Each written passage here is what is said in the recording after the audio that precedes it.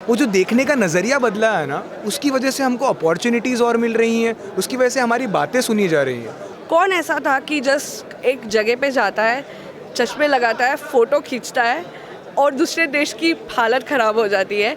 Tourism किसका बढ़ रहा है, इनकम किसकी बढ़ रही है। तो यानी एक ग्लोबल लेवल पे जो रिलेशंस मेंटेन किया है, आज उसी की वजह से वो लोग वापस आए और उन्हीं गरीबों के पेट आज वही बच्चे लोग भरेंगे ना।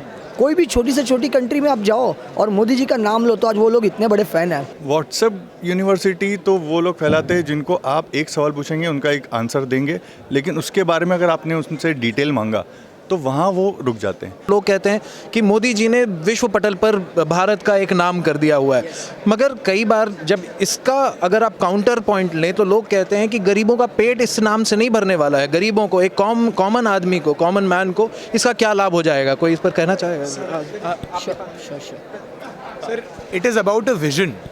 अभी मुझे एक चीज़ पता है, there is a very famous proverb, Rome wasn't built in a day, right? India जैसी एक महाविशाल कंट्री जिसकी पॉपुलेशन इतनी ज़्यादा है, आपको लगता है क्या कि एक ही दिन में चुटकी बजा के नायक तो ये कोई मूवी नहीं है, राइट? एक प्लानिंग लगती है, कुछ किसी ना किसी तरीके की स्ट्रैटेजी लगती है। जब अपने देश की कोई पहचान ही नहीं थी, आज एटलीस्ट यहाँ तक पहुँच गए कि हमारी पहचान है।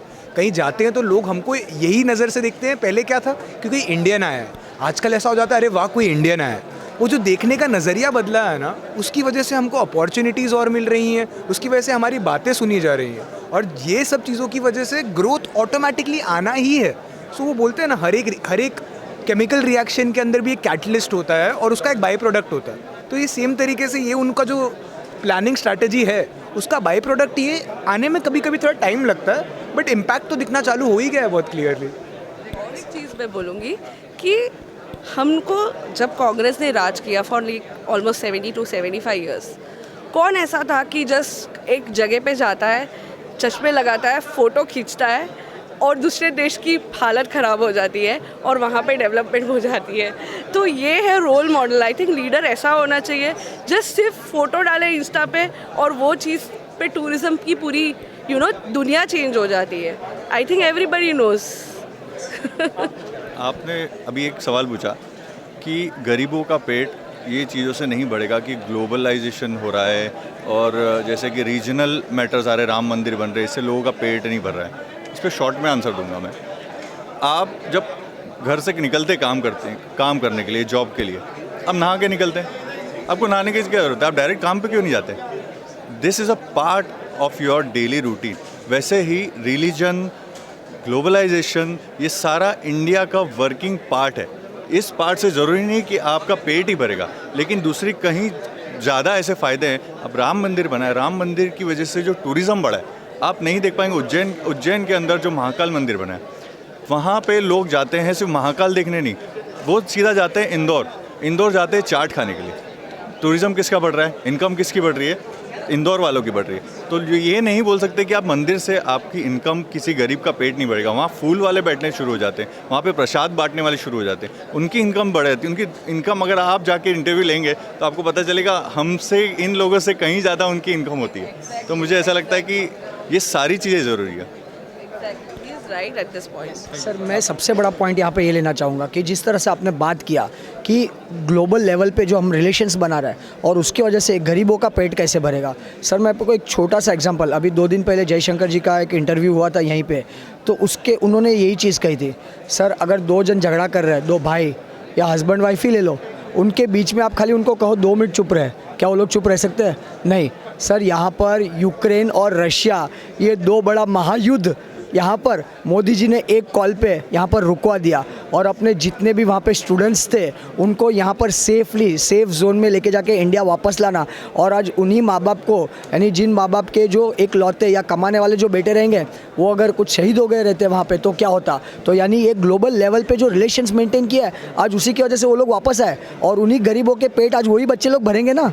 अगर वो लोग की कहीं कुछ हो गया था हादसा तो फिर क्या होता? और इसी तरह से रिलेशन, अगर मैं बात करूँ रिलेशन की, जब एक सवाल पूछा गया जयशंकर जी से कि क्या हमको चाइना के साथ रिलेशन मेंटेन करना चाहिए दो because of borders problem and other problem, तो उन्होंने यहाँ तक कि कहा कि पाकिस्तान के साथ में भी हमें अच्छे से रहना चाहिए क्योंकि हमारा ट्रेड हर एक लेवल पे, globalization is not only at the level with few countries, it is about every individual is important for us. हम ये चीज़ मानते हैं कि यस वसुधैव कुटुंब, यही तो हमारा मेन टारगेट है। और हर एक जगह से, जैसे कि ब्राज़ील से हमें वीट आता है, हमें कितना आज पॉपुलेशन के होने की वजह से हमको बहुत सारी चीज़ों की ज़रूरत पड़ती है, तो हमारा पेट भरने के लिए भी हमें बाहर से कंट्रीज से ऑयल, तो आज ऑयल आएगा तभी तो ट्रांसपोर्टेशन होगा और तभी तो घर घर जाके आज डिस्ट्रीब्यूशन होगा अनाज का, वरना हम खेती से उगाएंगे लेकिन उसको मार्केट तक कौन लाएगा। तो ऑयल हमको रिलेशंस, आज इजराइल जैसे कंट्रीज़ हमारे साथ खड़े हैं, अद्भुत तरीके से खड़ा हमारे साथ, तो यही है ना, तो आज वही हमें खिला रहा है। तो कहीं ना कहीं आप बोलते हो कि डायरेक्टली नहीं sir, but indirectly definitely yes, ये ग्लोबलाइजेशन की वजह से हमारे गरीब लोग जो आज है वो लोग प्रोग्रेस कर रहे हैं, कहीं ना कहीं कैसे भी करके आज प्रोग्रेस कर रहे हैं, देश में नाम रोशन कर रहे हैं। और मोदी जी छोटी सी छोटी जगह पे अगर कहीं कोई जाता है, जयशंकर जी खुद बोले कि मैं गया था एक कंट्री में, वहाँ पे मैंने कहा कि भाई ऐसा ऐसा है यहाँ पे, ये कहो ऐसा कहो, उनको कोई नहीं पहचाना। जब उन्होंने कहा इंडिया से है, अरे मोदी जी के देश से हो, मोदी जी के देश से हो, अरे लेके जाओ लेके जाओ लेके जाओ। So this is what the value our countries. कोई भी छोटी से छोटी कंट्री में आप जाओ और मोदी जी का नाम लो, तो आज वो लोग इतने बड़े फ़ैन हैं। तो that is what it has changed our name to be feel proud of it, definitely sir. Sir यहाँ पर आप कुछ कहना चाहेंगे, पिछले 10 साल इस गवर्नमेंट के कामकाज कैसे रहे? 10 साल के कामकाज मैं बताना चाहूँगा कि सबसे ज़्यादा एक बड़ी बात यूथ के अंदर जो मैं आज बोलता हूँ अगर, तो बहुत जागरूक हो गए यूथ। चाहे वो एक रीजनल मैटर हो, चाहे वो बिज़नेस मैटर हो, चाहे वो उनका एम्प्लॉयमेंट मैटर हो, हर चीज़ में जागरूक हो गए। मतलब किस तरीके से आगे बढ़ना है। चाहे वो मतलब ऐसा है कि आज हिंदू मुस्लिम भी देखिए तो बहुत सारी पार्टियां हिंदू मुस्लिम करने की कोशिश करती है। बड़े से बड़ा नेता हो या छोटे से छोटा नेता हो, अपने लोकल के नेता भी आज यूथ को गुमराह नहीं कर पाते।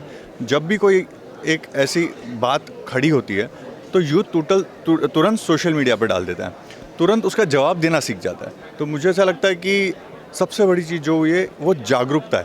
सर लोग तो बात कर रहे हैं कि व्हाट्सएप यूनिवर्सिटी का ज्ञान है, उसके कारण लोग बहकर जा रहे हैं। व्हाट्सएप यूनिवर्सिटी तो वो लोग फैलाते हैं जिनको आप एक सवाल पूछेंगे उनका एक आंसर देंगे, लेकिन उसके बारे में अगर आपने उनसे डिटेल मांगा तो वहाँ वो रुक जाते हैं। लेकिन जो जागरूक युवा है आज का, उनको अगर आप जानकारी पूछोगे कि आपने कहाँ से ली, वो आपको व्हाट्सएप यूनिवर्सिटी की बात नहीं करेंगे। वो चाहे हो सकता है वो गूगल यूनिवर्सिटी की बात करेंगे, हो सकता है वो यूट्यूब यूनिवर्सिटी की बात, क्योंकि गूगल और यूट्यूब ऐसी चीज़ें हैं जहाँ पे से आपको खुद सर्च करना होता है, आपको कोई खुद सेंड नहीं कर सकता कोई चीज़। व्हाट्सएप ऐसी चीज़, आपने मैसेज दिया, आपने रीड करा, आपको हो सकता है माइंड वॉश हो जाएगा। लेकिन यूट्यूब और गूगल में आपको सर्च करना पड़ता है। तो सबसे ज़्यादा अगर व्यूअर्स भी आप देखोगे तो गूगल और यूट्यूब के मिलेंगे, व्हाट्सएप से ज़्यादा। अच्छा सर, यहाँ पर बात हो रही है जो विपक्ष है, आप कुछ कहना चाहते हैं?